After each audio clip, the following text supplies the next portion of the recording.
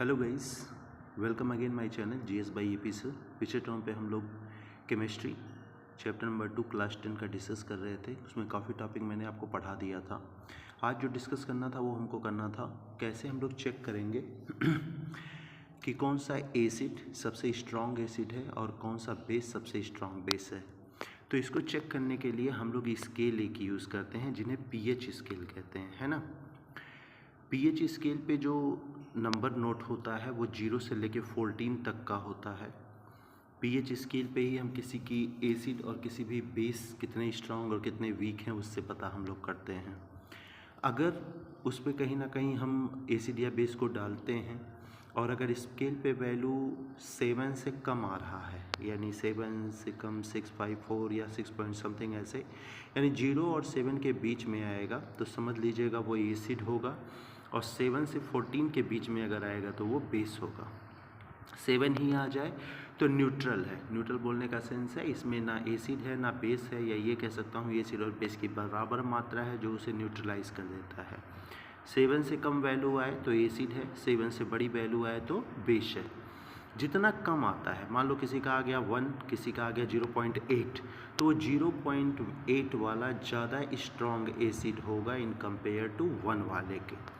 और इधर हम बात करें तो अगर किसी की वैल्यू 13 आ गई और किसी की वैल्यू 12 है तो 13 वाला ज़्यादा बेसिस होगा इन कंपेयर टू निचले यानी 12 या 11 वाले से। तो जितना इधर बेसिक में आप 14 की तरफ बढ़ते जाएंगे उतना बेसिसिटी बढ़ती जाती है, और जितना एसिड में आप 0 की तरफ बढ़ते जाते हैं उतनी आपकी एसिडिटी बढ़ती जाती है, यानी एसिडिटी बढ़ती जाएगी। ये ध्यान में रखिएगा। 7 से कम एसिड डिनोट करता है और 7 से ज़्यादा बेस।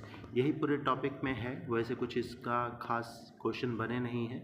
हमेशा पीएच स्केल ही पूछता है और साथ में साथ एसिड और बेसिस के कैसे पहचानते हैं वो पूछता है। तो ये पूरी थियरी मैं छोड़ रहा हूँ आपको। Hello guys, welcome again my channel GS by EP sir. पिछले टर्म पे हम लोग केमिस्ट्री चैप्टर नंबर 2 क्लास 10 का डिस्कस कर रहे थे। उसमें काफ़ी टॉपिक मैंने आपको पढ़ा दिया था। आज जो डिस्कस करना था वो हमको करना था कैसे हम लोग चेक करेंगे कि कौन सा एसिड सबसे स्ट्रॉन्ग एसिड है और कौन सा बेस सबसे स्ट्रॉन्ग बेस है। तो इसको चेक करने के लिए हम लोग स्केल एक यूज़ करते हैं जिन्हें पीएच स्केल कहते हैं, है ना। पीएच स्केल पे जो नंबर नोट होता है वो 0 से लेके 14 तक का होता है। पीएच स्केल पे ही हम किसी की एसिड और किसी भी बेस कितने स्ट्रांग और कितने वीक हैं उससे पता हम लोग करते हैं। अगर उस पर कहीं ना कहीं हम एसिड या बेस को डालते हैं और अगर स्केल पे वैल्यू 7 से कम आ रहा है, यानी 7 से कम 654 या 6 पॉइंट समथिंग ऐसे, यानी 0 और 7 के बीच में आएगा तो समझ लीजिएगा वो एसिड होगा। और 7 से 14 के बीच में अगर आएगा तो वो बेस होगा।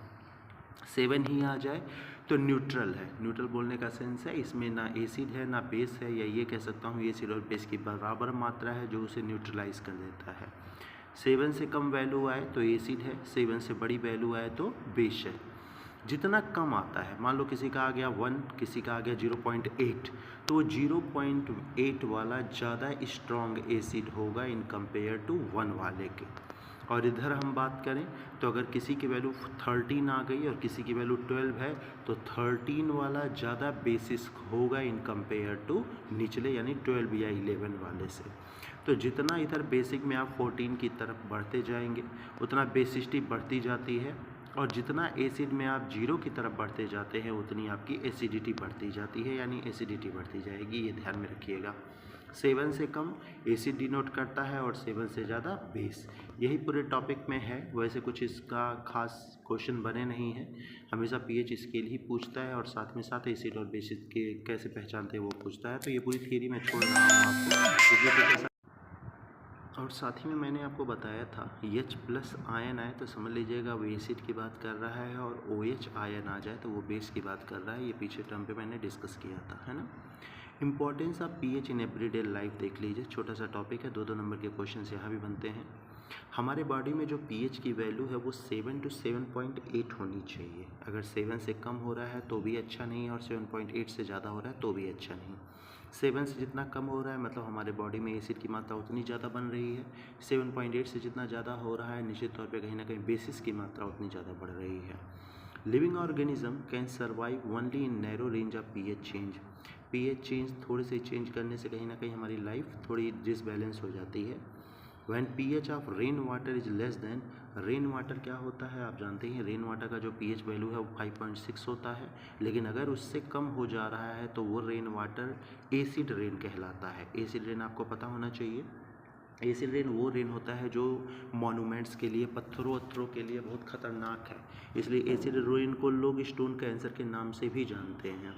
सल्फर डाइऑक्साइड की मात्रा इन्वायरमेंट में जब ज़्यादा बढ़ जाती है तो बारिश की बूंदें उससे रिएक्ट करती हैं और ख़तरनाक उस रेन को बना देती हैं, जो इमारतों के लिए अच्छा नहीं होता है। तो वही कह रहा है पीएच वैल्यू जो रेन का है वो 5.6 होता है, उससे कम हो गया तो वो एसिड रेन बन जाता है। विच acid rain flow in the river, जब ये रिवर में आता है तो निश्चित तौर पे उससे रिवर का भी पीएच वैल्यू कम कर देता है और इससे रिवर में रहने वाले एक्वेटिक लाइफ जीने वाले जानवरों के लिए वो सही नहीं है। तो याद रखना 2 नंबर के क्वेश्चन बने हैं। What is the pH of the soil in your backyard, तो ये कोई इंपॉर्टेंट है नहीं, कुछ ऐसे खास है नहीं, इसमें कुछ नहीं कह रहा है कि प्लांट को ग्रो होने के लिए भी स्पेसिफिक पीएच वैल्यू होनी चाहिए, अच्छे से प्लांट ग्रो हो सके इसलिए पीएच वैल्यू सही होनी चाहिए। आसपास अपने जो बाउंड्री है वहाँ से मिट्टी इकट्ठा करिए और पता करिए उसका पीएच वैल्यू क्या है क्या नहीं है। तो टॉपिक छोड़ते हैं, कोई इंपॉर्टेंट नहीं है। PH in our digestive system, ये इंपॉर्टेंट है, ज़रूर ध्यान में रखिएगा। It is very interesting to note that, आपको पता होना चाहिए हमारे बॉडी में, हमारे पेट में खुद एक एसिड प्रोड्यूस होता है जिन्हें हाइड्रोक्लोरिक एसिड कहते हैं, HCl, और HCl बड़ा हेल्प करता है हमारे भोजन को डाइजेस्ट करने में। HCl खुद में एक खतरनाक एसिड है और हमारे पेट में बनता है तो सोचने में आ रहा है ना कितना खतरनाक है ये हमारे लिए, लेकिन ऐसा कुछ नहीं है। वो जितना बनता है वो उतना हमारे लिए खतरनाक नहीं है, वो डाइजेस्ट करता है भोजन को।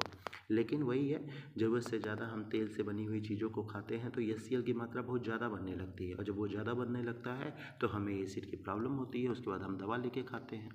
तो वही कह रहा है जब भोजन आपका नहीं पचता है तो मतलब एसिड की मात्रा यानी HCl की मात्रा बढ़ जाती है, जिससे पेट में दर्द या इरिटेशन होता है। इस दर्द को दूर करने के लिए हम बेस लेते हैं, एंटासिड्स, क्योंकि हम जानते हैं बेस जाएगा तो एसिड को क्या कर देगा, न्यूट्रल, और हमें बड़े आराम से आराम मिल जाएगा। इस एंटासिड को में हम लोग स्पेशली मैग्नीशियम हाइड्रोक्साइड यूज़ करते हैं, माइल्ड बेस यूज़ करते हैं, जिसका मकसद है कहीं ना कहीं जो एसिड की मात्रा है उसे क्या कर देना, न्यूट्रलाइज कर देना। आगे नेक्स्ट टॉपिक है pH change as cause of tooth decay, pH के बदलने से हमारे दांत को झड़ना भी शुरू हो जाता है। टूथ डिके स्टार्ट्स जब हमारे पीएच की वैल्यू 5.5 से कम हो जाता है तो क्या हमारे दांत कहीं ना कहीं डिके होने शुरू हो जाते हैं। टूथ इनेमल्स मेड अप कैल्शियम हाइड्रोक्सीपेटाइट, बहुत इंपॉर्टेंट, हमारा टूथ इनेमल जो होता है वो इसी से बना होता है। सिंपल ये क्रिस्टलाइन होता है कैल्शियम फॉस्फेट का, सबसे हार्डेस्ट सबस्टांस भी होता है हमारे बॉडी में। It does not dissolve in water, ये वाटर में डिज़ोल्व नहीं होता, बट इज़ कोरोडेड, लेकिन ये कोरोडेड यानी झड़ना घिसना शुरू हो जाता है अगर पीएच की वैल्यू 5.5 से कम हो जाए। बैक्टीरिया हमारे माउथ में होते हैं, आपको पता ही है, ये एसिड कहीं ना कहीं जनरेट करते हैं। शुगर और फूड जब हम ज़्यादा लेते हैं तो हमारे दांत में फंसता है, बैक्टीरिया पैदा होते हैं और वो एसिड जनरेट करने लगते हैं। इसलिए बहुत ज़रूरी है भोजन करने के बाद वो वॉमिटिंग कर लेना, कुल्ला कर लेना जिसको बोलते हैं, 1 से 2 बार, जिससे सारे जो फंसे हुए शुगर वगैरह होते हैं वो सब बाहर आ जाए, या कम से कम 2 बार ब्रश करना चाहिए जिससे साफ़ हो जाए दांत और ये चावल के दाने वगैरह उसमें ना फंसे, जिससे बैक्टीरिया जन्म ना ले, क्योंकि बैक्टीरिया जन्म लेगा तो वो एसिड क्रिएट करेगा और एसिड क्रिएट करेगा तो निश्चित तौर पर टूथ क्या होगा, डिके होगा। इसीलिए दिन में 2 बार कम से कम ब्रश करना चाहिए, और अगर आपके पास समय नहीं है तो निश्चित तौर पर भोजन करने के बाद कुल्ला जरूर कर लेना चाहिए। लास्ट पॉइंट है इसका क्या यूज़ है। Have you ever been stung on a honey bee, आपने हनी बी को जरूर देखा होगा। Bee sting leaves on the acid which cause pain and irritation, जब ये हमारे सर पे बैठता है और काटता है तो क्या दर्द होता है, इरिटेशन होता है, क्यों ऐसा होता है। लेकिन जब हम उसकी के ऊपर बेकिंग सोडा रगड़ देते हैं, चूना वगैरह रगड़ देते हैं तो आराम मिल जाता।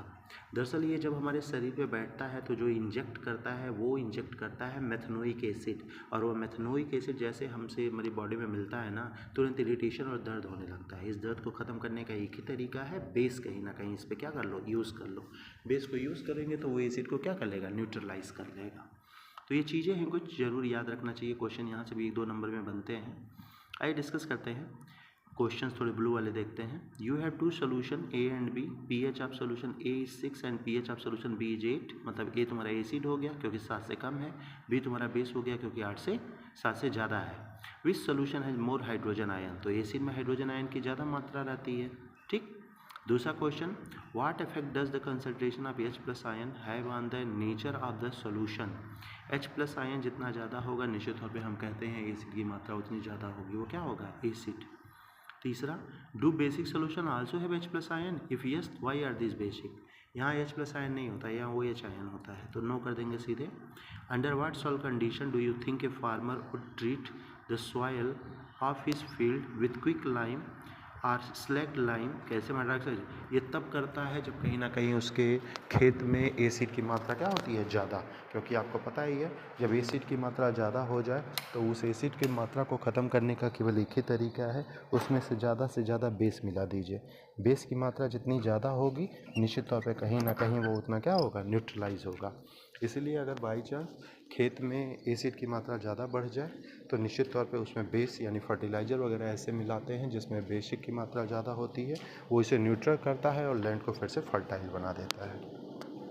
ये रही कुछ पीएच स्केल के बारे में, साथ ही बात किया मैंने आपको एसिड और बेस के बारे में, साथ ही साथ पीएच स्केल का एवरीडे लाइफ में क्या यूज है वो सारी चीज़ें डिस्कस किया। नेक्स्ट टाइम पे हम लोग डिस्कस करेंगे साल्ट के बारे में और साल्ट का टॉपिक डिस्कस करेंगे। उसके बाद कुछ और छोटे छोटे टॉपिक हैं जैसे ब्लीचिंग पाउडर वगैरह, साल्ट के ही एग्जांपल बहुत इंपॉर्टेंट है आपके लिए, वहाँ से भी 2-3 नंबर के क्वेश्चंस बनते हैं। तो नेक्स्ट वीडियो में डिस्कस करेंगे हम लोग साल्ट के बारे में। Thank you everyone.